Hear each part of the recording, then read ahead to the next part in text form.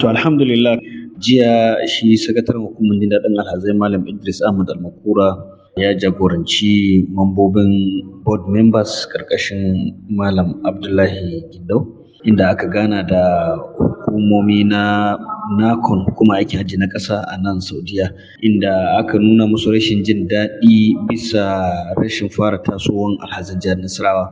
Bayani da suka yi sun bayar da bayanai masu gamsarwa, wadda hakan ke nuni da cewa ba laifinsu ba ne, ba kuma an yi da gayya ne ko kuma an yi ne domin a musgunawa alhazan Nasarawa ba, a'a.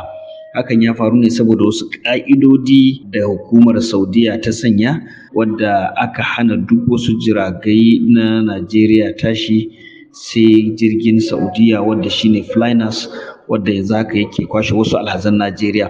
Alhamdulillah, bayan an tattauna an samu matsaya kuma an amince cewa jirgin Nasarawa na farko zai tashi ranar 8 ga wata insha Allah, wadda yau dinnan mun riga mun kammala awon jikinsu gaba ɗaya, kuma mun fitar da fasfot ɗinsu gaba ɗaya, kuma muna da tabbacin cewa insha Allah a ranar 8 ga wata za su kasance a gida Najeriya. Shi sakataren hukumar jin daɗin alhazai, wadda kowa ya ga irin ƙoƙari da ya yi na kai da dawowa, kuma an tabbatar mana da cewa da zaran an bayar da daman jiragen Najeriya su ci gaba da fara kwashe alhazai, za a ci gaba da kwasowa babu ƙaƙƙautawa.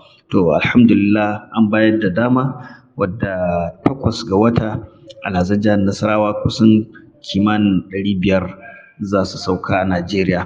Wannan hali da ake ciki kenan, kuma da zaran an fara kwashewa muka samu jirgi na 2 za mu sanar, jirgi na 3 za mu sanar, na 4 har zuwa ƙarshe, wadda mu kenan da sauran ma'aikata na 5 mu ma za mu sanar.